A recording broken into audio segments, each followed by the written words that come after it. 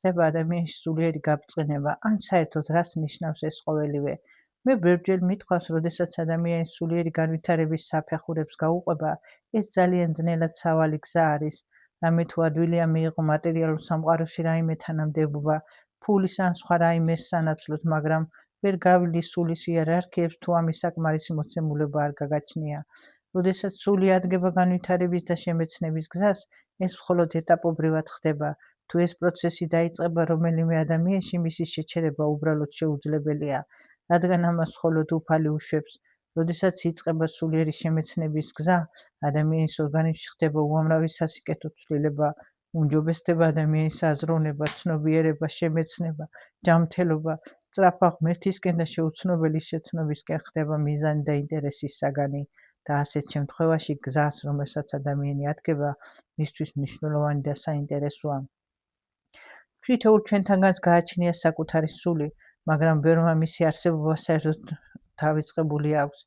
ეძიო შენი სული ნიშნავს იპოვო საკუთარი თავი, თუ ვინ ხარ რეალურად, რადგან ფიზიკური სხეული გვეძლევა მხოლოდ ურთიერთობისთვის მატერიალურ სამყაროში, ადამიანთა დიდი ნაწილი ისე გადის ცხოვრების კუთვნილ გზას, ვერაცნობიერებს თავის არსებობის დანიშნულებას და სანანია, რომ მხოლოდ ზრუნვა მატერიალურზე ადამიანის მოცემულობას უკანა პლანზე სწევს და ეს ძალიან ცუდია.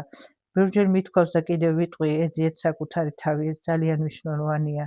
ჩემი ცხოვრების არაერთი წელი შევალიე ძიებას, თუ რა იყო ჩემი არსი და მისია, ბედნიერი ვარ, რომ მოახერხე და ვიპოვე საკუთარი თავი.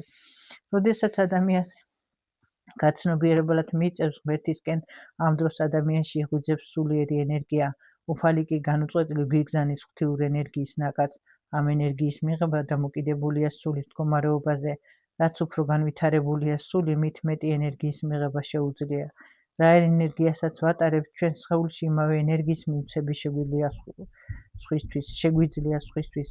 როდესაც სულის სხეული გონება ჰარმონიაში რა ენერგიასაც ვატარებთ, ჩვენ სხეულში იმავე ენერგიის მიცემა შეგვიძლია სხვისთვის. როდესაც სულის სხეული გონება ჰარმონიაშია, ამ დროს ადამიანს ეძლევა ღვთიური სიყვარულის ენერგია. როცა ეს ენერგია მოძრაობს ადამიანში, აღადგენს მას პირველ საწყისამდე და ხდება ღმერთის შეცნობა. მე თვითონ გავიარე ეს მოვლენა, რომელმაც ჩემი ცხოვრება სრულიად შეცვალა, რასაც ახლა ვიტყვი, შეიძლება გაუკვირდეთ ჩვეულებრივ ადამიანებს. დიახ, მეგობრებო, სამყაროში უამრავი სასწაული ხდება. ყოველი დღე და თუ ესეც სასწაულად ჩაითვლება 2003 წელს, ჩემ თავს მოხდა, დღისის მძინარეს დამატყდა თავს და ეს იყო სულის გასვლა ჩემი სხეულიდან. ეს ძალიან ძნელი პროცესი გახლავთ, მაგრამ მე კი შევძელი. სულის გასვლის დროს ადამიანი უსაშველოდ თავის ტკივილს გრძნობს. როცა ეს მოხდა, ძალიან შემეშინდა, მაგრამ ჩემი გონების წყალობით შევძელი უკანვე დაბრუნება ჩემს სხეულში. ამ მოვლენის შემდეგ ვიმყოფებოდი სამ მდგომარეობაში, ცხოვრობდი ჩვეულებრივი ცხოვრებით, მოგზაურობდი სამყაროში და გავდიოდი გონებით უფლის გზას, რომელიც 2014 წლამდე გაგრძელდა. სულის გასვლა სხეულიდან ხანმოკლე დროით კი საჭირო იყო იმისთვის, რომ სულს გადაელახა გულის ფიცარი, რადგან პროცესი უნდა გაგრძელებულიყო.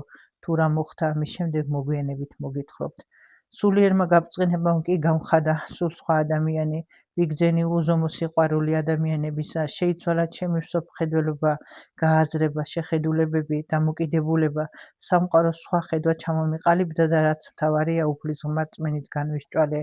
როდესაც ეს სასწაული ხდება ადამიანში, ამის შემდეგ პროცესები თავისთავად მიმდინარეობს, რადგან უფალი უკვე აღარაფერს გვეკითხება. ჩვენ სულზე არაფერი აღარ არის დამოკიდებული. ამის შემდეგ ჩემი ცხოვრება ორ ეტაპად იყოფა, სულიერ გაბრწყინებამდე და გაბრწყინების შემდეგ.